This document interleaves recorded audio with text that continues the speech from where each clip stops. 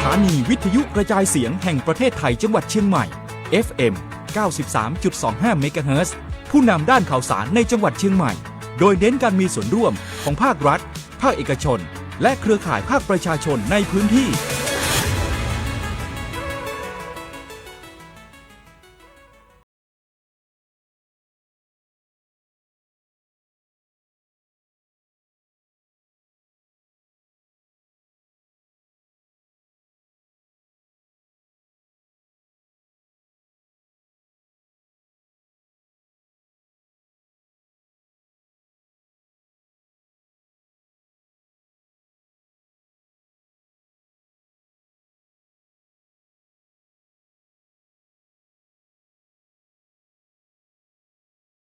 ดีค่ะต้อนรับคุณผู้ฟังเข้าสู่รายการมองเชียงใหม่กับทีมข่าวสวท.เชียงใหม่ค่ะเราเจอกันแบบนี้เป็นประจำในทุกวันจันทร์จนถึงวันพฤหัสบดีค่ะวันนี้วันพฤหัสบดีแล้ววันพฤหัสบดีที่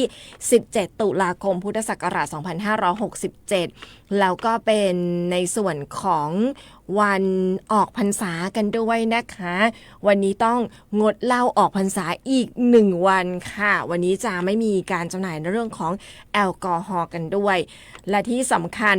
วันนี้ดิฉันมาพร้อมกับฟ้าฝนที่ไม่เป็นใจตั้งแต่เช้าค่ะคุณผู้ฟังวันนี้อากาศเปลี่ยนแปลงนะคะฝนตกค่อนข้างจะแรงแล้วก็สิ่งหนึ่งที่ต้องแจ้งเตือนเลยวันนี้ก็คือ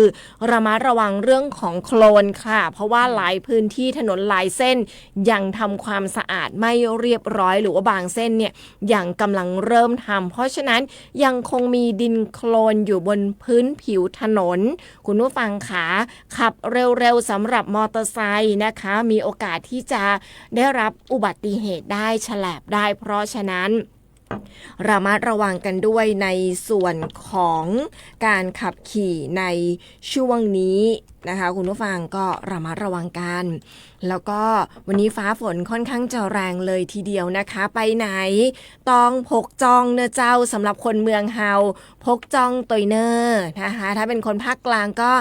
ร่มค่ะนะคะอย่าลืมล่มอย่าลืมเสื้อกันฝนกันด้วยสำหรับวันนี้ยังคงอยู่กับพวกเราทีมข่าวสวท.เชียงใหม่นะคะวันนี้อยู่กับสองสาวอีก1วันแล้วก็เดี๋ยวกลับมาเจอกันใหม่ในวันจันทร์หน้าเนาะก็เดี๋ยวมาดูกันว่าจะเป็น1หนุ่ม1สาวหรือว่ายังคงเป็น2สาวนะคะดิฉันพี่มนต์กันเดชะชัยค่ะดิฉันดารุณีเมฆสุวรรณค่ะคุณวันนี้ฟ้าฝนไม่เป็นใจดิฉันตั้งแต่เช้าเลยนะวันนี้แถวบ้านดิฉันก็ตกตั้งแต่เช้ามืดแล้วนะรู้สึกว่าตกตั้งแต่ประมาณตีสี่บ้านดิฉันนี่ตกประมาณตีห้ากว่าคือตอนที่ออกจากบ้านไปตลาดวันนี้วันพระเนาะคุณตาคุณยายก็จะไปตลาดแต่เช้าตอนออกไปไม่ตกนะคุณมาตกช่วงที่กำลังกลับเข้าบ้านวันนี้ก็เลยสายนิดนึงวันนี้หลายๆพื้นที่ก็มีฝนตกนะคะอย่างที่บอกไป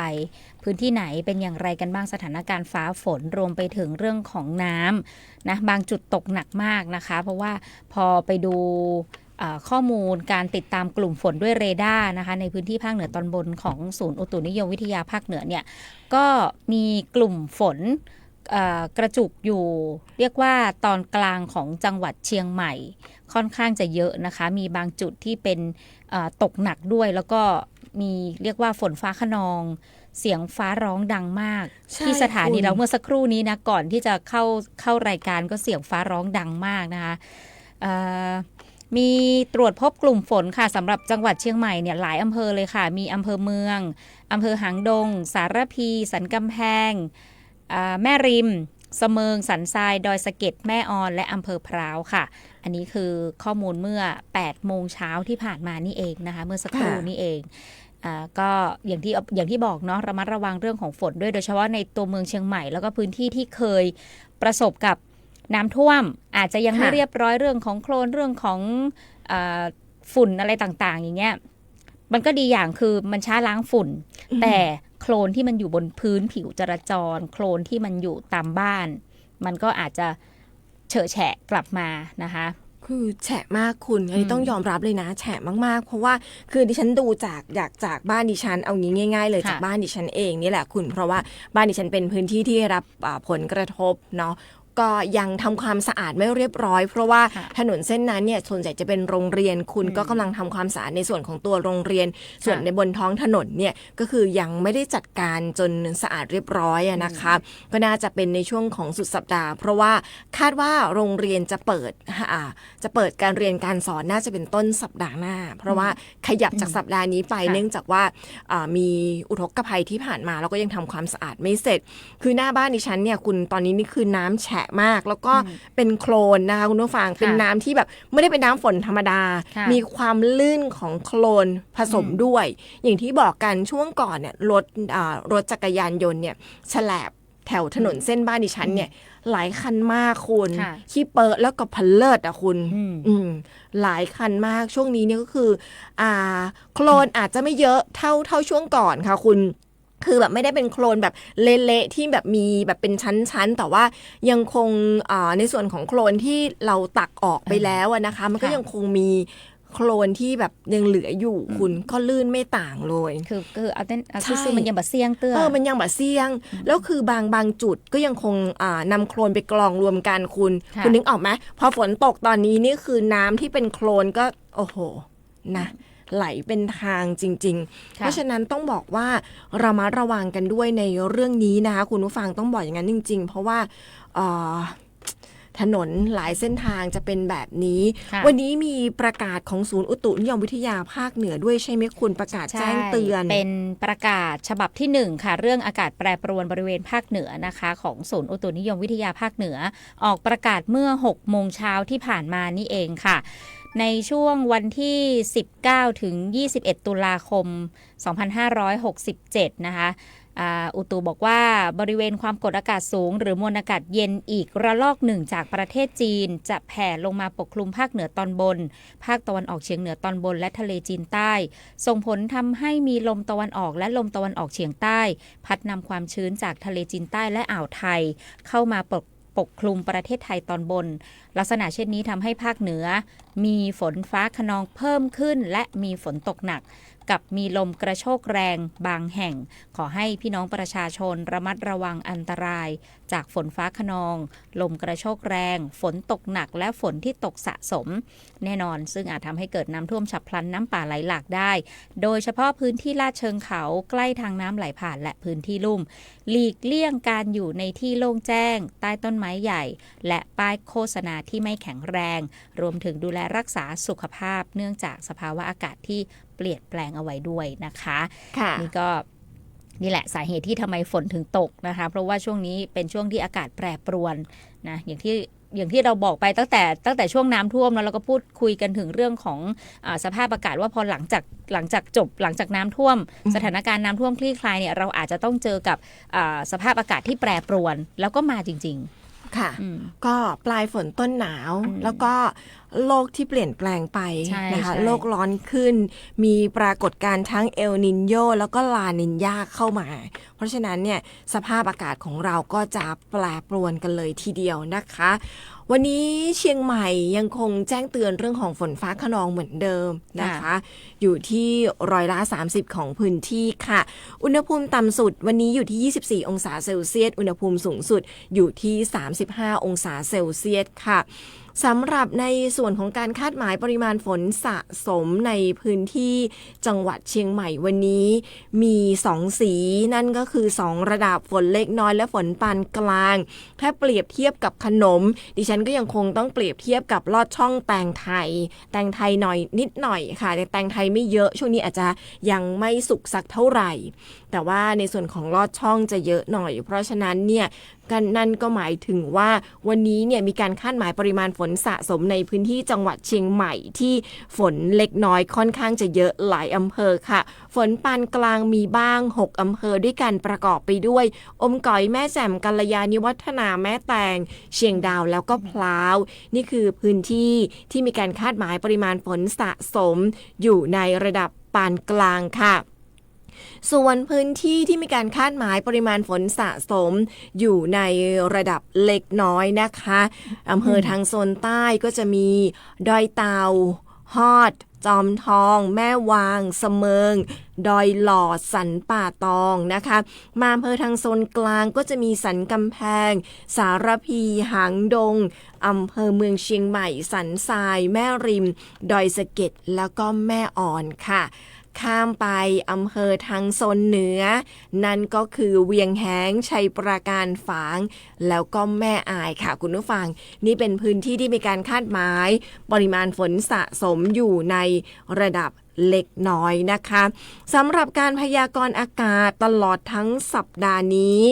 ตั้งแต่วันพรุ่งนี้เป็นต้นไปยังคงมีการแจ้งเตือนเรื่องของฝนฟ้าคะนองอากาศแปรปรวนแบบนี้แหละค่ะพรุ่งนี้เนี่ยฝนจะลดลงค่ะจาก30%เหลือ20%ของพื้นที่ส่วนวันเสาร์นะคะขยับขึ้น2วันเสาร์และอาทิตย์ขยับขึ้นจาก20%เป็น40%ของพื้นที่ค่ะวันจันทร์ลดลงค่ะ10%ของพื้นที่วันอังคารขยับขึ้น40%ของพื้นที่ส่วนวันพุธ10%ของพื้นที่แปรปรวนมากๆนะคะจากที่ดิฉันดูพยากรณ์อากาศที่มีการพยากรณ์จากศูนย์อุตุนิยมวิทยาภาคเหนือที่เราพูดไปเมื่อสักครู่ขยับขึ้นขยับลงสำหรับเรื่องของฝนฟ้าคะนองในพื้นที่บ้านเรา40%ลดลงมาเหลือ10%แล้วก็กลับไป40%อากาศค่อนข้างจะแปรปรวนค่ะส่วนอุณหภูมิต่ำสุดวันนี้ยังคงอยู่ที่ช่วงนี้นะคะไม่ใช่วันนี้ช่วงนี้เลยล่ะอยู่ที่24-25 องศาเซลเซียสค่ะสูงสุดยังคงอยู่ที่ประมาณ33-35 องศาเซลเซียสค่ะคุณผู้ฟังนี่ก็เป็นการคาดหมายเรื่องของพยากรณ์อากาศตลอดช่วงนี้ตั้งแต่วันนี้พฤหัสจนถึงวันพุธหน้าค่ะคุณดูสิดิฉันอ่านไปฉันก็ลุ้นไปเพราะว่าเขาค่อนข้างจะแปรปรวนจริงๆนะแปรปรวนอย่างเห็นได้ชัดค่ะเสียงฟ้าร้องข้างนอกดังมากเลยนะใช่เมื่อสักครู่นี้ดังจริงๆนะคุณผู้ฟังติดตามรับฟังอยู่พื้นที่ไหนเป็นอย่างไรแล้วก็รวมไปถึงเรื่องของการจราจรเช้านี้เนี่ยสำคัญมากๆนะเพราะว่าหลายคนอยู่ในช่วงของการเดินทางไปทำงานเนาะแล้วก็ฝนตกตั้งแต่เช้ามืดแบบนี้แน่นอนทุกบ้านที่มีรถยนต์ก็อาจจะเลือกเอารถยนต์ออกจากบ้านกันนะคะก็อาจจะทำให้มีการจราจรติดขัดในหลายๆเส้นทางสามารถแจ้งข้อมูลข่าวสารกันเข้ามาได้นะคะผ่านทางFacebook แฟนเพจสวท.เชียงใหม่ PRD นะคะเราไลฟ์สดรายการมองเชียงใหม่อยู่ในขณะนี้นะคะผ่านทางหน้า Facebookสวท.เชียงใหม่ PRD นะคะหรือว่าจะช่องทางโทรศัพท์ค่ะ0532766793นะคะสามารถรายงานเรื่องของสถานการณ์ฟ้าฝนนะพื้นที่ไหนฝนตกหนักฝนตกซิฝนตกซุยๆนะเป็นอย่างไรบ้างนะคะหรือว่าน้ำท่วมมีน้ำท่วมขังตรงไหนหรือเปล่านะคะหรือว่าการจราจรเนาะติดขัดอะไรอย่างไรสามารถแจ้งกันเข้ามาได้นะคะค่ะก็มาทักทายคุณผู้ฟังกันสักนิดนึงไหมคุณนะคะวันนี้เช็คชื่อคนแรกเลยค่ะเท่าที่ดิฉันเห็นตอนนี้เมื่อวานเราถามหาบอกว่านักเรียนเราขาดไป1คนนะคะวันนี้ทักทายเรารายงานตัวคนแรกเลยนะคะคุณป้าพันนีขี้เปอะเจ้าขี้โคลนดิฉันภาษาเมืองก็ขี้เปอะนะคะวันนี้ขี้เปอะค่อนข้างจะเยอะคุณสุคนค่ะสวัสดีวันออกพรรษาเจ้าแต่เจ้าไปวัดฟ้าห้องอากาศคลึ้มแต่ฝนยังบ่ตกเตื้อดูแลสุขภาพกันตยเจ้า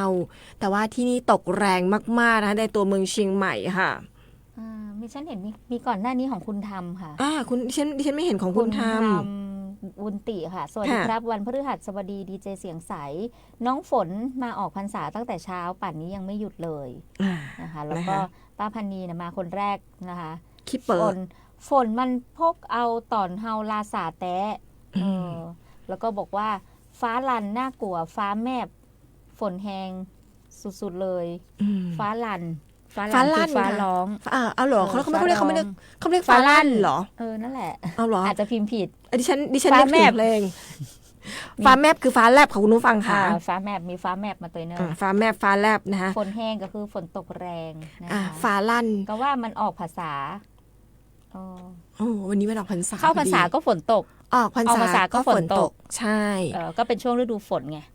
นะคะ ก็ต้องบอกว่าคุณว่าพอบอกพูดถึงฟ้าลั่นเนี่ยฉันนึกถึงเพลงหนึ่งเลยอะที่เขาเรียกอะไรนะแดดส่องฟ้าเป็นสัญญาวันใหม่วันนี้นี่คือแบบไม่มีแดดเลยอะ ใช่ นะคะดิฉันเห็นคุณสุภาชัยค่ะคุณ ค่ะ สวัสดีครับวันนี้วันพระออกพรรษาขอให้ทีมข่าวสทเชียงใหม่และทุกท่านพบแต่ความสุขความเจริญนะคะส่งสติกเกอร์มาให้เราด้วยสำหรับสติกเกอร์รูปหัวใจดวงโตๆแล้วก็สติกเกอร์ดอกไม้มาให้เราด้วยนะคะ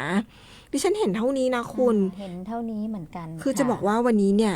ทางเน็ตทางด้านดิฉันเนี่ยหมุนแบบว่าติ้วมากคุณ วันนี้แฟนรายการเราอาจจะไปทำบุญที่วัดกันหลาย ๆ ท่านนะคะ ค่ะ วันนี้ก็ทำบุญวันออกพรรษากันเนาะแล้วก็พรุ่งนี้ก็จะมีทำอะไรนะตักบาตรเทโวโรหณะ ค่ะ ที่อุทยานหลวงราชพฤกษ์ด้วย ก็ไปกันได้นะคะ เชิญชวน แล้วมีนั่นด้วยนะคุณวันคืนนี้อย่าลืมดูพระจันทร์เต็มดวงซูเปอร์ฟูลมูนที่ ค่ะ เดนพูดถึงไปเมื่อวานที่เรากลับบ้านกันเรายังคุยกันว่า ใช่ พระจันทร์ดวงใหญ่ แต่ฉันบอกว่ายังไม่ใหญ่ เพราะว่ามันจะมี ที่เคยเห็นที่เคยเจอใหญ่กว่านี้ ใช่ ดว แต่ ง ว่า ใหญ่กว่านี้ แต่ แต่ ก็ ว่า ถือว่าเมื่อคืนเนี่ยพระจันทร์สวยนะ แต่ว่า16นะ อ่า 17ว่าคืน วัน นี้ นี้ ก็ คื จะ น มี นี้อาจจะสวย ใช่ สวยกว่าเมื่อคืน จะมีซูเปอร์ฟูลมูนก็จะเห็นได้ทางทิศตะวันออกนะคุณ ค่ะ ในช่วงเวลาประมาณ 18:28 นาที แล้วก็จะเห็นไปจนถึงรุ่งเช้าเลยนะคะ ก็ต้องบอกว่าดวงน่าจะใหญ่กว่าเมื่อวานแต่เมื่อวานพระจันทร์สวยนะตอนที่เราลงไปกันเรายังคุยกันว่าพระจันทร์สวยทีเดียวยังทำให้เราคิดว่าเอ๊ะเมื่อวานวันพระหรือเปล่านะแต่ว่าจริงๆแล้ววันพระคือวันนี้ด้วยนะคุณผู้ฟังก็ ค่ะ อย่าลืมนะคะก็สามารถมองดูดวงจันทร์หรือว่าใครสนใจกิจกรรมค่ะคุณเจี๊ยบก็สามารถไปร่วมกิจกรรมได้ที่อุทยานวิทยาศาสตร์นะคะสิรินธ นาร ริต ใช่นาริตนะคะอุทยานวิทยาศาสตร์สิรินธรที่อำเภอแม่ริมจังหวัดเชียงใหม่ วันนี้เขาก็จะมีกิจกรรมค่ะคุณชมจันทร์ดูดาวชมจันทร์ในธีมฮาโลวีนใครไปดูหนังนะคะนะหนังผีช่วงนี้ที่กำลังเป็นกระแสอยู่นะไปเลยธีมฮาโลวีนดิฉันว่าพีคสุดๆนะสำหรับผีสาวในภาพยนตร์ที่กำลังฮิตอยู่ตอนนี้นะคะ อะไรนะที่หยด ที่หยดนะคุณนะต้องบอกว่าผีนี่ก็คือเป็นกระแสมากสำหรับนะก็สามารถแต่งกายในธีมฮาโลวีนกิจกรรมเขาจะเริ่มในช่วงเวลา 18 นาฬิกาจนถึง 22 นาฬิกาก็คือ 6 โมงเย็นจนถึง 4 ทุ่มคุณก็ไม่เสียค่าใช้จ่ายนะคะก็ไปดูดาวชมจันทร์นะดูดาวชมจันทร์กันได้ ที่อุทยานวิทยาศาสตร์สิรินธรอำเภอแม่ริมจังหวัดเชียงใหม่ค่ะ ค่ะมากันที่ข่าวสาร PA กันก่อนละกันนะ ค่ะ ก่อนจะไปข่าวสารในพื้นที่ค่ะ ช่วงสิ่งดีๆจาก PEA สิ่งดีๆจาก PA วันนี้ค่ะก็มีมาเตือนอีกแล้วนะคะเป็นเรื่องของข่าวปลอมที่อาจจะหลายๆคนอาจจะได้รับข้อความนะคะที่บอกว่า PEA มีการแจ้งเปลี่ยนมิเตอร์ไฟสามารถลงทะเบียนรับสิทธิ์เงินประกันคืน 3,500 บาทผ่านไลน์ส่วนตัว PEA Thailand ซึ่งเรื่องนี้นะคะทาง PEA ทางศูนย์ต่อต้านข่าวปลอมนะคะก็ได้มีการตรวจสอบข้อเท็จจริงกับทางการไฟฟ้าส่วนภูมิภาคก็พบว่าเป็นข่าวปลอมค่ะเป็นข้อมูลเท็จนะคะจากกรณีที่มีการส่งข้อความค่ะโดยระบุว่า PEA แจ้งเปลี่ยนมิเตอร์ไฟลงทะเบียนรับสิทธิ์เงินประกันคืน 3,500 บาทผ่านไลน์ส่วนตัว PEA Thailand นั้นซึ่งทางการไฟฟ้าส่วนภูมิภาคค่ะได้มีการชี้แจงถึงประเด็นนี้ว่าข้อความ SMS ดังกล่าวนี้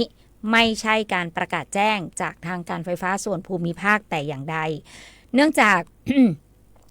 การไฟฟ้าส่วนภูมิภาคเนี่ยไม่มีนโยบายให้ทำการแอดไลน์เพื่อแจ้งถึงการเปลี่ยนมิเตอร์ไฟฟ้าและการลงทะเบียนรับสิทธิ์เงินประกันคืน 3,500 บาทซึ่งช่องทางการติดต่อทางไลน์กับการไฟฟ้าส่วนภูมิภาคมีเพียงช่องทางเดียวนะคะถ้าเป็นไลน์นะคะจะมีแค่แอคเคาท์เดียวของแท้เพียงหนึ่งเดียวของแท้เนี่ยนะคะก็คือ Line ID แอดที่เป็น A วงกลมแล้วก็ PEA Thailandนะคะแล้วก็จะต้องมีโล่สีเขียวห้อยท้าย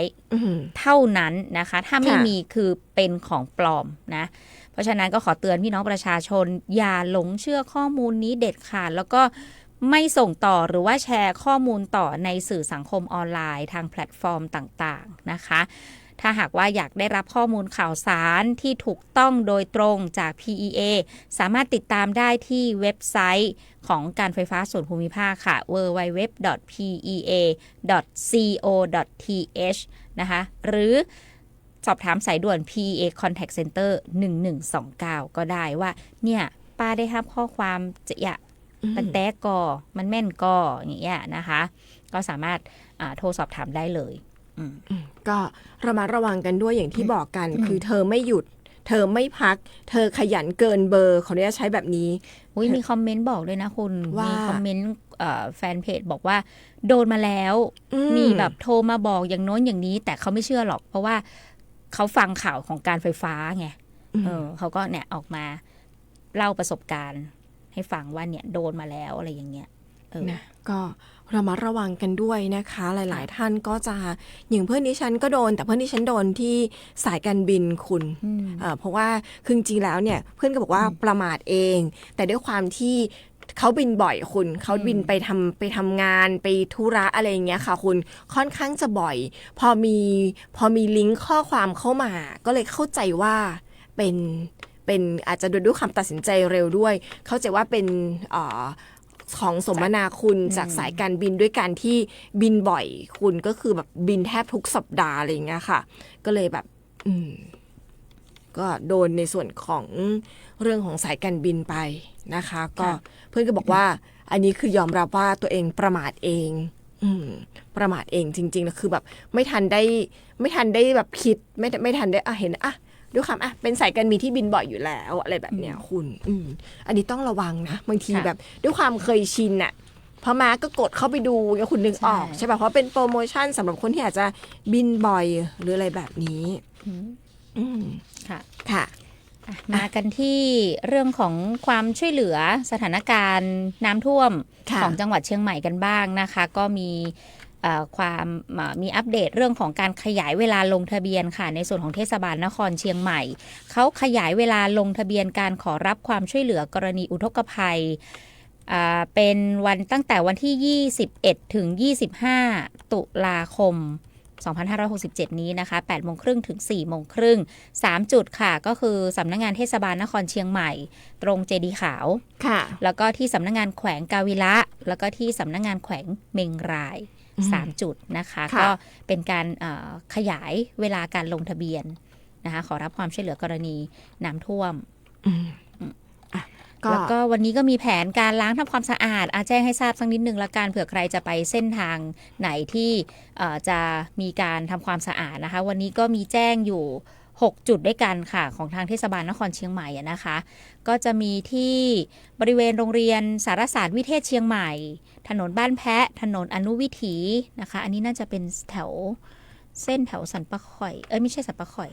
คือตัวนี้ดิฉันกำลังหนองปากครั่งไหมแถวๆนั้นสารศาสตร์วิเทศสารศาสตร์ถ้าสารศาสตร์จะอยู่หนองปากครั่งแต่ฉันไม่แน่ใจว่าชื่อถนนอะไรตรงนั้นถนนเจริญเมืองแล้วก็มันจะมีถนนที่เป็นแบบเข้าซอยถนนย่อยปลีกย่อยก็คือถนนบ้านแพ้กับถนนอนุวิถีนะก็จะเป็นโซนนั้นเนาะส่วนจุดที่2ก็จะเป็นเชียงใหม่แลนด์นะคะแล้วก็เจริญประเทศนะแถวบ้านคุณใช่ไหมแถวบ้านพี่เอเลยนะคะแล้วก็ถนนเจริญประเทศนี่ก็จะเป็นซอย9ซอย10ซอย11ซอย12แล้วก็ซอย13แถวบ้านดิฉันเลยแล้วก็บริเวณซอยตลาดสายลมจอยนะคะจุดที่3ก็จะเป็นหน้าบ้านเราเลยค่ะถนนประชาสัมพันธ์ถนนศรีปิงเมืองถนนเวียงพิงถนนศรีจันดอนถนนท่าแพซอย1แล้วก็ถนนลอยเคราะห์ซอย4จุดที่4ค่ะจะเป็นบริเวณวัดเชตุพนบริเวณหลังโรงเรียน Prince Royal วิทยาลัยถนนตรัสวงศ์บริเวณวัดเกตการามแล้วก็บำรุงราษฎร์ซอย2จุดที่5ค่ะก็คือถนนต้นขามนะคะตรงแถวหลังอุโมงค์บิ๊กซีนะแถวนั้นแถวมุ่งฟอร์ดใช่ค่ะแถวมุ่งฟอร์ดใหญ่นะคะแล้วก็จุดที่6ค่ะถนนราชเชียงแสนถนนสุริยวงศ์และถนนสุริยวงศ์ซอย5แยกโรงเรียนมงฟอร์ดวิทยาลัยแผนกประถมถึงสะพานระแกงแล้วก็ถนนนันทารามอันนี้ก็คือบริเวณที่จะมีการทำความสะอาดในวันนี้นะคะค่ะก็ระมัดระวังกันด้วยนะคะ ไม่จอดรถในเส้นทางที่ทำความสะอาดเลี่ยงได้ก็เลี่ยง ใช่ อ้อมได้ก็อ้อมเนาะเจ้าหน้าที่เขาจะได้ทำเร่งมือจะได้แบบสะอาดเร็ว ใช่จะได้ดำเนินการให้แล้วเสร็จ เพราะว่าอย่างแถวถนนเจริญประเทศก็แถวซอยบ้านดิฉันเลยแหละช่วงนั้นพอดี ก็ ๆนะคะ ทั้งเส้นแหละเกือบทั้งเส้นเลยเพราะมันจะเป็นซอยประมาณนั้น ค่ะมีอีกนิดนึงค่ะแจ้ง ค่ะ เปลี่ยนแปลงสถานที่ลงทะเบียนค่ะของทางเทศบาลนครเชียงใหม่นะคะที่จะมีการลงทะเบียนวันนี้กับวันพรุ่งนี้นะคะ 17-18 ตุลาคมในส่วนของแขวงนครพิงค์ค่ะจุดเดิมเนี่ยที่เขาแจ้งไว้ก็คือชุมชนป่าเป้า ค่ะ ช้างม้อยหมู่บ้านอุ่นอารีแล้วก็เชตวันเนี่ยเขาเปลี่ยนเป็นที่ใหม่ก็คือไปที่จุดเดียวเลยโรงเรียนเทศบาลวัดเชียงยืน ค่ะ นะคะ ก็ระบาดนั้นก็ดูในเรื่องของสถานที่ลงทะเบียนกันด้วยนะคะ มีในส่วนของแขวงกาวิระค่ะ มีในส่วนของแขวงเมงราย มีในส่วนของแขวงนครพิงค์สำหรับพื้นที่ที่ได้รับผลกระทบจากอุทกภัยในช่วงที่ผ่านมา ก็จะมีจุดรับลงทะเบียนมาตั้งแต่เมื่อวันอังคารคุณ ค่ะ 15ไปจนถึง18ตุลาคม ค่ะในส่วนของการทำความสะอาดการฟื้นฟูเยียวยาแล้วก็ความร่วมไม้ร่วมมือจากหลาย ๆ ภาคส่วนไม่ใช่แค่ในจังหวัดเชียงใหม่ไม่ใช่แค่หน่วยงานภาครัฐภาคเอกชนในจังหวัดเชียงใหม่เท่านั้นนะคะเรายังมีได้รับความช่วยเหลือนะคะได้รับความเมตตาช่วยเหลือจากหลาย ๆ หน่วยงานหลาย ๆ องค์กรเลยอย่างมูลนิธิพุทธธรรมสงเคราะห์บ้านฉางนะคะก็มามอบแบบของอุปกรณ์ทำความสะอาดเนาะสนับสนุนอุปกรณ์ทำความสะอาดให้เรานะคะมาจากบ้านฉางเลยนะบ้านฉางนี่ที่ไหนระยองใช่ไหม ระยองไหมคุณ ถ้าจำไม่ผิด ดิฉันว่าน่าจะระยองนะ นะคะแล้วก็อีกหลาย ๆ ที่เลยเห็นมีเมื่อวานนี้เห็นมีอะไรนะได้รับพวกยาสมุนไพรอะไรด้วยใช่ไหม ใช่เมื่อวานนี้ ค่ะ ต้องบอกว่าอันนี้ก็มาไกลเหมือนกัน ค่ะ ค่ะคุณมาไกลเหมือนกันสำหรับเป็นสมุนไพรทาแผลน้ำกลัดเท้า ซึ่งทางด้านของคณะการแพทย์แผนไทย แล้วก็โรงพยาบาลการแพทย์แผนไทยมหาวิทยาลัยสงขลานครินทร์ค่ะได้จัดส่งน้ำมันสมุนไพรทาแผลน้ำกัดเท้า มาส่งมอบให้กับผู้ประสบอุทกภัยในพื้นที่จังหวัดเชียงใหม่นะคะซึ่งทางด้านของนางณฤชนรันเสวะผู้อำนวยการโรงพยาบาลส่งเสริมสุขภาพตำบลบ้านซางอำเภอแม่ริมจังหวัดเชียงใหม่เปิดเผยบอกว่าโรงพยาบาลส่งเสริมสุขภาพตำบลบ้านซางสังกัดขององค์การบริหารส่วนจังหวัดเชียงใหม่ค่ะได้รับมอบน้ำมันทาแผลน้ำกัดเท้าตำรับน้ำมันสมุนไพรภายนอกนะคะจากคณะการแพทย์แผนไทยและโรงพยาบาลการแพทย์แผนไทยมหาวิทยาลัยสงขลานครินทร์ร่วมกับร้านไซบุรีสมุนไพรจังหวัดสงขลาเขาผลิตขึ้นมาเพื่อส่งมอบให้ประชาชนและเจ้าหน้าที่ที่เท้าเปื่อยจากน้ำกัดเท้าในระหว่างปฏิบัติหน้าที่ฟื้นฟูบ้านเรือนและสถานที่ต่างๆจากปัญหาอุทกภัยในพื้นที่จังหวัดเชียงใหม่ต่อไปซึ่งทางด้านของเจ้าหน้าที่นะคะทางด้านของผู้อำนวยการแล้วก็เจ้าหน้าที่จากโรงพยาบาลส่งเสริมสุขภาพตำบลบ้านซางก็ได้มีการนำออกแจกจ่ายให้พี่น้องประชาชนแล้วก็เจ้าหน้าที่นะคะเมื่อวานก็มีมามอบให้เราด้วยเพราะว่าบ้านเราน้ำท่วมด้วยเหมือนกันเจ้าหน้าที่ก็ลุยน้ำทำความสะอาดเก็บกวาดกันอยู่นะคะรวมถึงในส่วนของสำนักงานป้องกันและบรรเทาสาธารณภัยด้วยที่ได้มีการไปส่งมอบให้นะคะซึ่งนอกจากนี้ค่ะก็ยังได้ส่งมอบให้กับโรงพยาบาลส่งเสริมสุขภาพตำบลในสังกัดขององค์การบริหารส่วนจังหวัดที่ได้รับผลกระทบด้วยก็คุณผู้ฟังสามารถไปรับได้นะคะจะต้องไปติดต่อดูว่าที่ในส่วนของโรงพยาบาลส่งเสริมสุขภาพตำบลในพื้นที่ที่ได้รับผลกระทบนะคะแล้วก็ซึ่งทางด้านของผู้อำนวยการโรงพยาบาลส่งเสริมสุขภาพตำบลบ้านซางก็บอกว่าคาดหวังค่ะว่าในอนาคตเนี่ยเราจะเกิดความร่วมมือระหว่างคณะการแพทย์แผนไทยและก็โรงพยาบาลการแพทย์แผนไทยมหาวิทยาลัยสงขลานครินทร์ร่วมกับทางโรงพยาบาลส่งเสริมสุขภาพตำบลบ้านซางในเรื่องของการผลิตน้ำมันทาแผลน้ำกัดเท้าตำรับน้ำมันสมุนไพรภายนอกในโอกาสต่อไปนะคะเนื่องจากว่าน้ำมันทาแผลน้ำกัดเท้าเป็นเวชภัณฑ์ยาที่มีความจำเป็นสำหรับพี่น้องประชาชนที่เท้าเปื่อยจากน้ำกัดเท้าซึ่งก็จะมักพบในผู้ที่ทำอาชีพเกษตรกรรมชาวไร่ชาวสวนแล้วก็เวชภัณฑ์นี้นะคะมีอายุการใช้งานถึง3ปีแล้วก็ทำมาจากสมุนไพรหมดเลยคุณนะคะก็เป็นอีกหนึ่งการช่วยเหลือด้านยาเวชภัณฑ์ทางสมุนไพร ส่งต่อมาให้ทางจังหวัดเชียงใหม่ของเราค่ะคุณ น่ารักมากเลย เน นะ อะ ต้องขอบพระคุณแทนชาวเชียงใหม่ด้วยนะคะ อีกหนึ่งประเด็นที่หลายๆคนเป็นห่วงก็คือเรื่องของกองขยะ ค่ะ อย่าเรียกว่ากองขยะเลยเรียกว่าภูเขาขยะ โอ้ฉันว่าเทือก คง เขา ไม่ เลยได้ ผิ ไหม ด คุณ นะคะจะเรียกเป็นภูเขาขยะก็คงไม่ผิดนักนะคะ โดยเฉพาะจุดทิ้งขยะตามจุดต่างๆที่มีการนำขยะ เรียกว่าเป็นการไปพักดีกว่าไม่ใช่จุดทิ้งเป็นจุดพักขยะ ค่ะ นะคะจะเป็นจุดพักขยะที่เป็นขยะจากน้ำท่วมที่ออกจากบ้านเรือนพี่น้องประชาชนที่ประสบภัยเนี่ยเขาก็จะเอาขยะมาพักมากองไว้ชั่วคราวตามจุดต่างๆ แล้วก็จะมีหน่วยงาน ค่ะ นะคะทั้งเทศบาลนครเชียงใหม่ทั้งทางองค์การบริหารส่วนจังหวัดเชียงใหม่เนี่ยที่จะเข้าไปดำเนินการจัดเก็บ แล้วก็เอามาไว้ที่จุดพักใหญ่ก็คือที่สวนสาธารณะของการรถไฟแห่งประเทศไทย ตรงนี้จะเป็นเพียงจุดพักเท่านั้นนะคะ ค่ะ หลายๆคนเข้าใจว่าตรงนี้คือที่ทิ้งขยะหรือเปล่าถ้าเป็นภาษาชาวบ้านก็เรียกว่ามาทิ้งนั่นแหละนะคะแต่ว่าจริงๆแล้วมันคือจุดพักขยะเพราะว่าทางองค์การบริหารส่วนจังหวัดเชียงใหม่เนี่ยเขาก็มีการดำเนินการจ้างบริษัทเอกชนเข้ามาทยอยเก็บออกนะ ค่ะ ทยอยเก็บออกในทุกๆวันนะคะเพื่อที่จะไม่ให้แบบขยะมันสะสมจนล้นออกมานะคะก็จะเร่งดำเนินการในการจัดเก็บขยะนะคะจากน้ำท่วมเนี่ยอย่างเร่งด่วนเพื่อที่จะให้ขยะเนี่ยมันหมดไปจากเชียงใหม่เราเร็วๆแล้วก็ฟื้นฟูเมืองให้กลับมาสะอาดสวยงามพร้อมที่จะต้อนรับนักท่องเที่ยวช่วงไฮซีซั่นก็อีกเร็วๆนี้แล้วล่ะนับถอยหลังแล้วล่ะนะ ค่ะ เชียงใหม่เราจะเข้าสู่ไฮซีซั่นนะคะก็ขอความร่วมมือเนาะช่วงนี้หลายๆบ้านก็ทยอยกันเพี้ยวบ้านทยอยกันเก็บกวาดทำความสะอาดบ้านก็ขอให้นำมาทิ้งในจุดที่เขากำหนด เพราะว่าเจ้าหน้าที่เวลาเขาไปเก็บเนี่ยมันจะง่ายแล้วก็สะดวกกับเจ้าหน้าที่เวลาไปเก็บนะคะส่วนใครที่อาจจะขยะเยอะนะของเยอะไม่สะดวกที่จะเอาออกมาทิ้งแบบตามจุดใหญ่ข้างนอกอะ่ะแล้วก็บ้านอยู่ในซอยแคบซอยลึกอะไรอย่างเงี้ยก็สามารถแจ้งขอความช่วยเหลือผ่านเพจองค์การบริหารส่วนจังหวัดเชียงใหม่ได้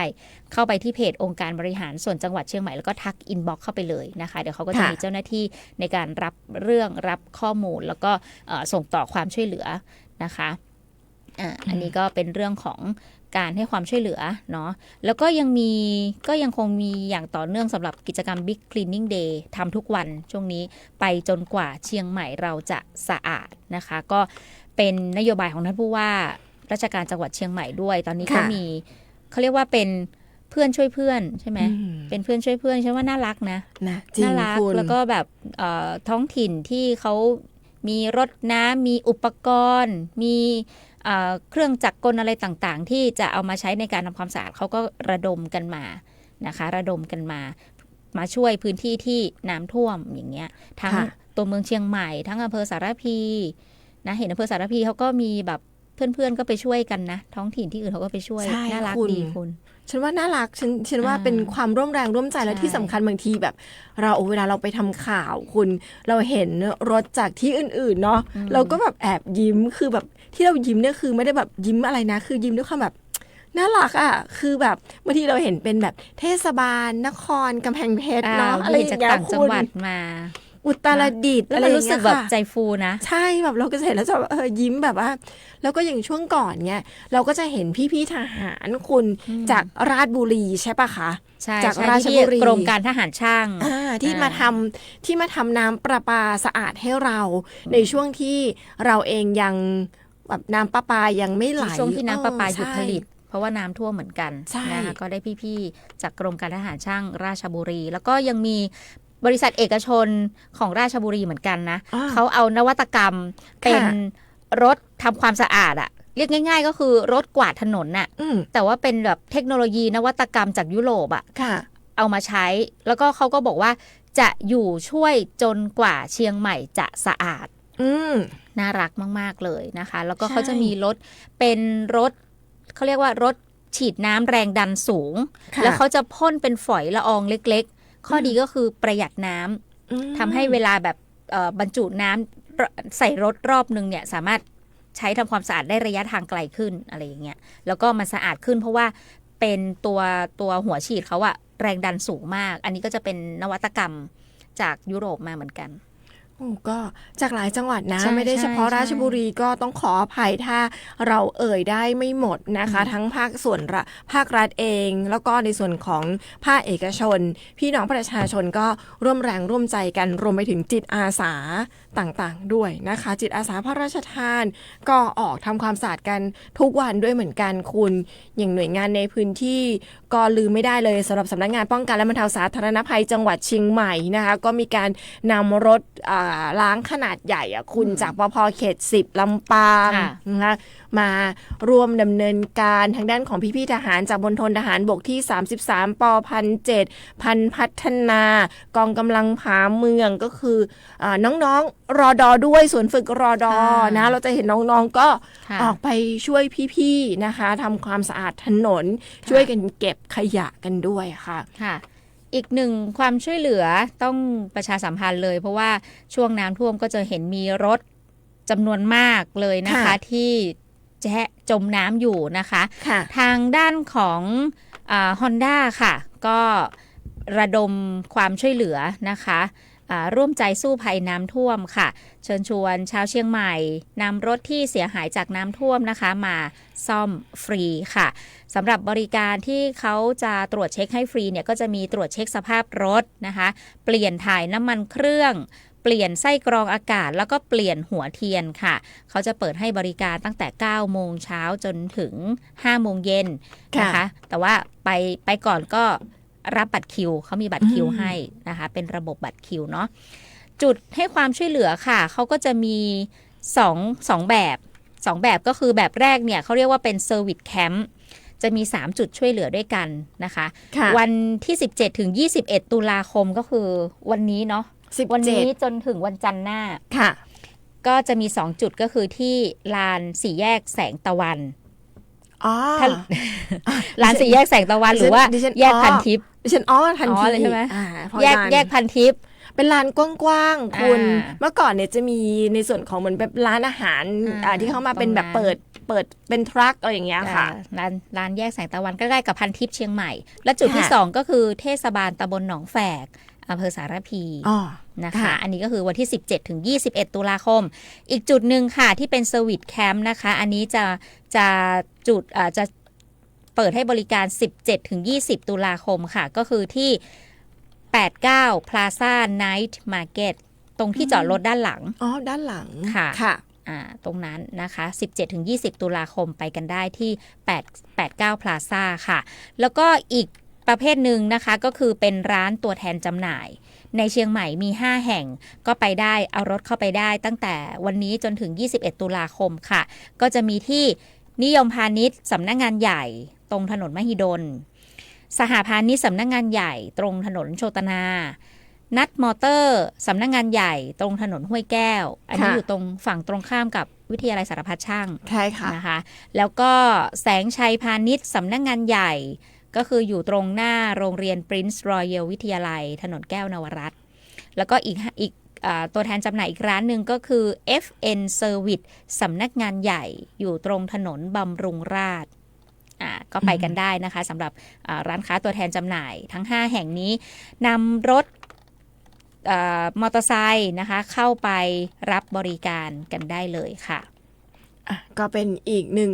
จุดนะคะช่วงนี้นี่คือต้องเร่งดำเนินการเนาะคุณเพราะว่าต้องบอกว่าหลายๆอย่างคือมันอย่างที่บอก2 เดือนสุดท้ายของปีเป็นช่วงไฮซีซั่นของทั้งเชียงใหม่แล้วก็เชียงรายแล้วก็มีในการกำหนดดีเดย์สำหรับเรื่องของการทำความสะอาดในส่วนของการฟื้นฟูเนี่ยต้องแล้วเสร็จภายในวันที่31ตุลาคมนะคะดีเดย์1 พฤศจิกายนนะคุณต้องบอกว่านะนี่แหละแล้วก็มากันที่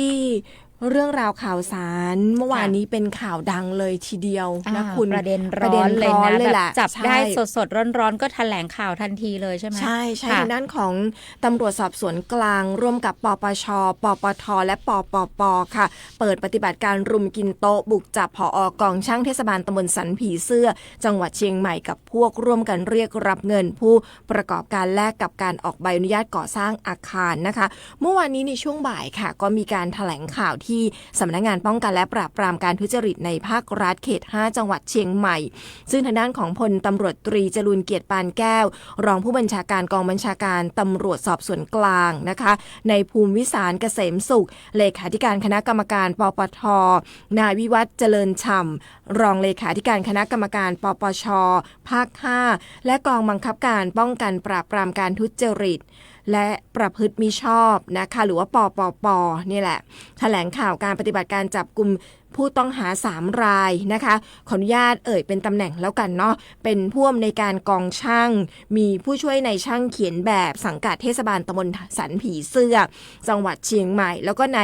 ก็ทางด้านของเจ้าหน้าที่เทศบาลนครเชียงใหม่ด้วย1ท่านนะคะในฐานความผิดเป็นเจ้าพนักงานเรียกรับหรือยอมจะรับทรัพย์สินหรือประโยชน์อื่นใดสำหรับตนเองหรือผู้อื่นโดยมิชอบเพื่อกระทำการหรือไม่กระทำการอย่างใดในตำแหน่งไม่ว่าการนั้นจะชอบหรือมิชอบด้วยหน้าที่ตามประมวลกฎหมายอาญามาตรา149หรือ149มาตรา157นะคะแล้วก็พระราชบัญญัติประกอบรัฐธรรมนูญว่าด้วยการป้องกันและปราบปรามการทุจริตพุทธศักราช2561มาตรา172และมาตรา173สืบเนื่องมาจากผู้เสียหายซึ่งเป็นผู้ประกอบการร้านอาหารได้แจ้งเบาะแสต่อสำนักงานปปท.ว่าผู้ต้องหาทั้ง3รายค่ะมีพฤติการร่วมกันเรียกรับเงินจากผู้เสียหายเพื่อแลกกับการออกใบอนุญาตก่อสร้างอาคารโดยร่วมกันเรียกรับเงินจากผู้เสียหายหลายครั้งรวมจำนวนกว่า 200,000 บาทเลยคุณ 226,000 บาทก็ได้มีการประสานปฏิบัติงานกับสำนักงานปปช.และบก.ปปป.เพื่อร่วมกันสืบสวนรวบรวมพยานหลักฐานจนนำไปสู่การขออนุมัติศาลออกหมายจับแล้วก็หมายค้นแล้วก็ได้ร่วมกันปฏิบัติการจับกุมผู้ต้องหาทั้ง3รายแล้วก็ตรวจค้นสถานที่ที่เกี่ยวข้องอีก3จุดเพื่อค้นหาหลักฐานที่เกี่ยวข้องในคดีภายหลังการจับกุมค่ะพนักงานเจ้าหน้าที่ได้ดำเนินการตามพระราชบัญญัติป้องกันและปราบปรามการทรมานและการกระทำให้บุคคลสูญหายพุทธศักราช2566มาตรา22และมาตรา23แล้วก็ได้นำตัวผู้ถูกกล่าวหาไปทำบันทึกจับกุมแล้วก็สอบปากคำเบื้องต้นนะคะในชั้นนี้ต้องบอกก่อนว่าผู้ต้องหายังให้การปฏิเสธซึ่งเจ้าหน้าที่จะได้นำตัวผู้ถูกกล่าวหาส่งพนักงานสอบสวนเพื่อดำเนินการตามกฎหมายต่อไปอันนี้ก็ขออนุญาตไม่ชื่อละกันนะค่ะก็เข้าสู่กระบวนการตามกฎหมายค่ะนะคะจริงๆเรื่องนี้เนี่ยทางผู้ประกอบการเจ้าของร้านอาหารเนี่ยเขาไปขออนุญาตครั้งแรกอะตอนที่จะเปิดร้านครั้งแรกเนี่ยก็คือดำเนินการผ่านไปปกติทีนี้พอเขาจะมีการต่อเติมร้านภายหลังเขาจะมีการต่อเติมร้านก็ไปยื่นขออนุญาตอีกรอบหนึ่งเพื่อที่จะขออนุญาตในส่วนต่อเติมตรงนี้แหละที่เริ่มมีปัญหาก็มีการเรียกรับเงินกันต่อเนื่องเรียกรับไม่จบนะเรียกรับเงินไม่จบแล้วก็ไม่ได้เรียกแค่คนเดียว3 คนเนี่ยคือผัดกันเรียกขอรับเงินนั่นเองก็เลยเป็นที่มาของการไปร้องนะคะแล้วก็นำไปสู่การจับกลุ่มในครั้งนี้เขามีพยานหลักฐานมีคลิปวิดีโอด้วยนะหลักฐานชัดเจนมากเพราะฉะนั้นก็เข้าสู่กระบวนการแล้วคุณทักทายคุณผู้ฟังหน่อยไหมเพราะว่า8:59 น.แล้วมีเพิ่มเติมไหมคะเมื่อสักครู่นี้ถึงคุณสุภชัยใช่ไหมคะมีคุณพระเครื่องค่ะส่งสติกเกอร์ช่อดอกไม้โตๆมาให้คุณพงศักดิ์บอกว่าสวัสดีครับวันพฤหัส2คนเสียงดีนะคะแล้วก็คุณพระเครื่องบอกว่าสวัสดียามเช้าครับทุกท่านนครศรีเช้านี้มืดฝนมากลงกระปิบกระปอยตั้งแต่เช้ามืดเลยครับคุณสิริพรค่ะส่งสติกเกอร์หัวใจโตๆมาคุณต่ายดอยสะเก็ดค่ะบอกว่าสวัสดีเจ้าดีเจ2 สาวและทีมงานฝนตกมาอย่างงามเลย ก่อนหน้าแดดทำท่าจะออกวันนี้วันออกพรรษาเอาบุญมาฝากทุกท่านเจ้าเปิงกับออกพรรษาพี่ฝนมาเหี่ยกำนอนะอย่างที่บอกนะเข้าพรรษาก็ตกออกพรรษาก็ตกนะคะค่ะอนุโมทนาบุญด้วยนะคะคุณต่ายค่ะแล้วก็คุณนึกค่ะบอกว่าฟ้าฝนขบวนสุดท้ายมาสั่งลาละตั้งวันผูกไปจะเข้าหนาวแล้วนอพ่อแม่พี่น้องคนน้อยค่ะส่งสติกเกอร์หัวใจมาแล้วก็คุณต่ายบอกว่าขอบคุณทุกๆหน่วยงานที่มาฟื้นฟูเชียงใหม่ในฐานะคนเชียงใหม่เช่นกันค่ะค่ะขอบคุณค่ะแล้วก็ต้องไปก่อนนะเรา2 คนสวัสดีค่ะสวัสดีค่ะ